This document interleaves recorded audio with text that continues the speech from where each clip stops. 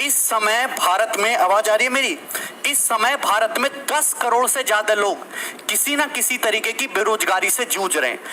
2 करोड़ से ज्यादा लोगों की नौकरियां केवल और केवल इस कोरोना के टाइम में गई।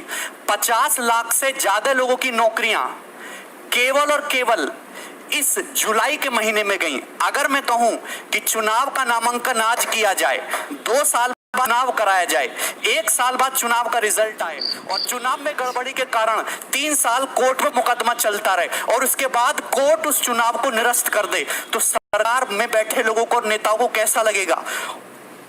जो आपको फील होगा, सेम ऐसा फील इंडिया का हर एक स्टूडेंट कॉम्पिटिटिव एग्जाम की तैयारी करने वाला, चाहे वो रेलवे की तैयारी करता हो, चाहे एसएससी की तैयारी करता हो, चाहे आरआरबी की तैयारी करता हो, एनटीपीसी की तैयारी करता हो, डेली ये गम लेके जीता है। आज हमारे देश का जो सबसे बड़ा मुद्दा है वो केवल और केवल बेरोजगारी है। स्टूडेंट मुझसे पूछते हैं कि सर टीयर 3 2018 का रिजल्ट कब आएगा, डिस्क्रिप्टिव का रिजल्ट आएगा?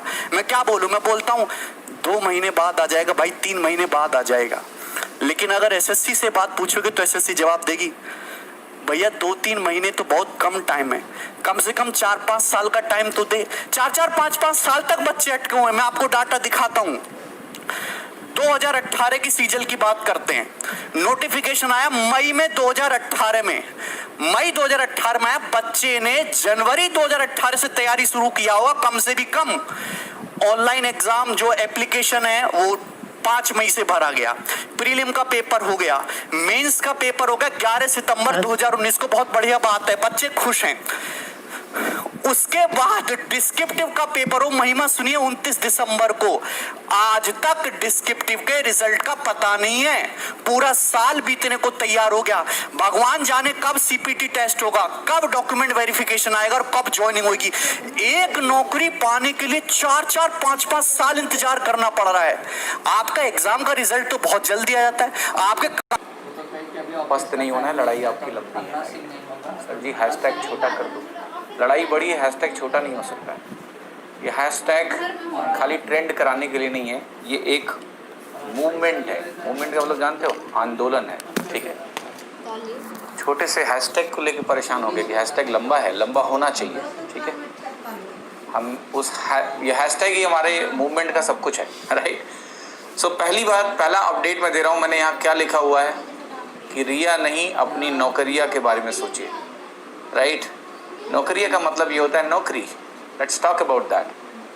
Big media houses are busy discussing about Rhea because there is TRP. Where is TRP, they will do that. The only question is कि what are we going to do for it. देखिए, सबसे पहले ये ध्यान रखना, complain करना छोड़ दो। आज तुम जहाँ खड़े हो इसको पहले एक्सेप्ट कर लो, ठीक है, कि हम यहाँ खड़े हैं, हमारी नौकरी में समस्या है, ज्वाइनिंग नहीं आ रही है, 2017 वालों की ज्वाइनिंग नहीं हुई, वेटिंग लिस्ट बनती नहीं है, एसएससी 2018 का रिजल्ट आया नहीं, रेलवे वालों का एग्जाम का कुछ पता ही नहीं है। तो let us accept where we are today, okay, and let's understand why it is important to do this right now, ठीक है। अब सवाल ये है कि आपका मुद्दा अगर ऊपर तक पहुंचाना है तो पता है क्या करना है। कई लोगों ने मुझे लिखा है कि sir Sonu Sood help us करके एक हैशटैग चलाते हैं। यही तुम्हारी बेवकूफ़ी है कि तुम कुछ भी होता है बस दूसरों से मदद मांगने पहुंच जाते हो। Sonu Sood help us, Sonu Sood already बहुत काम कर रहे हैं, अच्छा काम कर रहे हैं, उनको अपना काम करने दो। तुम कब खड़े होगे खुद के लिए? 2 करोड़ बच्चे हैं, 2 करोड़ बच्चे, और वो सबसे भीख मांग रहे हैं कि मेरे लिए खड़े हो जाओ, ठीक है। सब लोग आएंगे तब जब तुम खड़े होगे, तुम्हारे भले के लिए हर कोई खड़ा होगा, ठीक है। तो पहला काम ये, बस शॉर्टकट लेना छोड़ दो। अगर शॉर्टकट लेना है ना तो फिर हमारी ज़रूरत नहीं है इसमें, हम लोगों की। हम लोग मैंने इसलिए बोला है क्योंकि बहुत लोग सपोर्ट में आ चुके हैं। कल शुभम जैन ने एक वीडियो बनाया मेरे बिना बात किए हुए। देखो, लोग खुद ही आगे आ रहे हैं क्योंकि लोग आपको लेके कंसर्न है। उन्हें पता चला कि बच्चों को मदद करने का एक मौका मिला है, करेंगे, क्योंकि हमेशा उन्होंने यही काम किया है। शुभम जैन ने एक वीडियो बनाया, ठीक है। उसके बाद अनुज सेंगर ने एक पोस्ट किया, टॉपर्स क्लब करके उनका चैनल भी है, मैथ्स पढ़ाते हैं आपको। उनके 200 में 200 नंबर भी रह चुके हैं, मिस्टर 200 बोलते हैं लोग उनको, ठीक है। उसके बाद मुखर्जी नगर के कई टीचर्स ने हमारे फ्रेम्स को यूज़ करना शुरू किया, let us support SSC student, ठीक है, वो सपोर्ट आपको मिल रहा है। और भी सारे टीचर्स हैं जिन्होंने पोस्ट करना शुरू किया है। सो ये कहना कि आपको टीचर्स का सपोर्ट नहीं मिल रहा है, ऐसा नहीं है। आपको टीचर का सबसे पहले मैं इसमें लिखा है हम सभी टीचर्स आपके साथ हैं, बेफिक्र रहना। रिजल्ट देखो माय डियर स्टूडेंट्स, ये देखो मन की बात पर एक बार लाइक डिसलाइक देख ले, रिजल्ट आना स्टार्ट हो गया है। जैसे सड़क 2 की बेइज्जती मारी थी ना मूवी में, वही मन की बात की यहाँ बेइज्जती हो गई है। डिसलाइक देखो एक बार, अभी पता चलेंगे। खिलाओ मोर को दाना आप। अगला देखो, अगली इमेज देख लो, ये देखो डिसलाइक। बच्चों ने रिजल्ट देना स्टार्ट कर दिया भाई साहब। अरे आपसे बड़ा कौन है यार? 70% पॉपुलेशन हमारी जो है स्टूडेंट की है। आपसे बड़ा कौन है? खुद से सोचो ना, आपसे बड़ा साला कौन है? एक बार आवाज उठाओगे क्या नहीं बनेगा। 22 बच्चों के साथ खड़े थे हम एसएससी प्रोटेस्ट में 22 बच्चों के साथ सीजीओ कॉम्प्लेक्स के साथ धरना दिया था। आप चाहे तो देख लेना, जयदीप सर 2017 प्रोटेस्ट आपको दिखाई दे जाएगा भाई साहब। उस टाइम पे जब भी हम फेसबुक पे लाइव जाते थे, लाखों में व्यूज होते थे, इतना ट्रेंड कर गया था, सब फंस गए थे, सबको पता चल गया था साला एसएससी क्या है उस टाइम पे। अब 17 के बाद अब 20 आने को है भाई साहब, 20 हो गया, 21 आने को है। अब बीच में जब हम ठंडे पड़ गए, अब वही गलती हो गई। अरे अब आ जाएगा रिजल्ट, अरे अब आ जाएगा, अरे बेटा कोरोना आ गया, सो जा। अबे क्या हवाला दे रहे हो यार? कौन सा साला कोरोना? वैसे ही मर रहे, वैसे ही मार दो। वैसे ही स्टूडेंट मर रहे हैं, उनको वैसे ही मार दो। इसीलिए मैं कह रहा हूं सबसे, अब ये एक बात नहीं है, डेली मैं तो डेली लाइव आऊंगा, डेली कुछ ना कुछ बातें निकल के आएंगी सामने और दिखाई दे रही हैं। हम धन्यवाद देते हैं अपने सभी टीचर्स को, सभी चैनल्स को, और अपनी बात को हम यहाँ खत्म करेंगे। सभी को धन्यवाद, सभी को शुभकामनाएं, पूरे टाइम्स टीम की तरफ से, पूरे ऑल दोस्तों की तरफ से। सबको पता है कि युवाओं के साथ कितना बुरा किया जा रहा है। वो अपनी मन की भड़ास कहाँ निकाले, उन सबकी मन की भड़ास मैं निकालूंगा आज अगर हम ये सोच रहे हैं कि जो एमपीसी आरआरबी के एग्जाम में 2.5 करोड़ बच्चों से फॉर्म भरवा के 500 रुपए फीस वसूल के बोलते हैं कि 400 रुपए बाद में वापस करेंगे, कितना बढ़िया धंधा चल रहा है। कमाल का तरीका है साहब का रेवेन्यू वसूलने का, और सरकार का इस पे कोई ध्यान नहीं है। आज 1.5 से 2 साल होने वाले हैं एनटीपीसी और आरआरबी में। एक बार ये कहते हैं हमें कोई एजेंसी नहीं मिल रही एग्जाम कराने के लिए।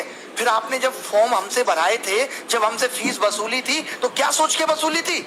लेकिन हमारे देश की मीडिया इन सबको दिखाने का उसके पास कोई टाइम नहीं है। वो बस एक मुद्दा पकड़ लेंगे, उनको भी पता है सबको मजा आ रहा है, यही दिखाओ, चिल्ला रहे हैं बुरी तरीके से। एक एंकर आप मुझे बता दो कि तमीज का है, अंजना ओम कश्यप, श्वेता सिंह और ये फलाने भाई साहब रिपब्लिक टीवी वाले भाई साहब, क्या नाम है इनका, गोस्वामी जी, ये तो बुद्धि भ्रष्ट इनकी हो गई है। मैं सच बता रहा हूँ, ये जितने बुरे कर्म कर रहे हैं, जितने लोगों की बद्दुआएं ले रहे हैं, आज से आप सबसे मैं गुजारिश करता हूँ, आप सबके माँ बापों से गुजारिश करता हूँ कि इस मीडिया को बायकआउट कर दो। आप सोचोगे कि क्यों, मैं आपको बता दूं, इसकी क्रेडिबिलिटी खत्म हो चुकी है। एक जमाना हुआ करता था जब मीडिया अगर कोई बात कहती थी तो सरकार की जवाबदेही बनती थी।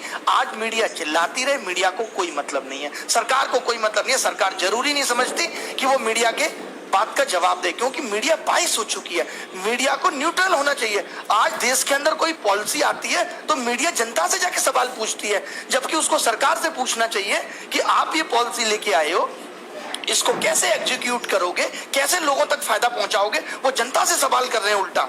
चाहे अब कुछ भी करना पड़े, 5 दिन के अंदर आप रिजल्ट दो, क्यों नहीं दे रहे? बना नहीं रिजल्ट आपसे है? जब नहीं पता था, जब आप पेपर का नोटिफिकेशन निकाल रहे थे, हमसे रिजल्ट नहीं बनेगा, मैगी समझ रहे थे, तब 2 मिनट में बन जाएगी। एफर्ट लगाया कुछ? जैसे बच्चों से कहते हो एफर्ट लगाओ, 3 साल बच्चा तैयारी करता है, 10-10 हजार 20-20 हजार रुपए यहाँ फीस भरता है। आपको पता है कैसे गुजारा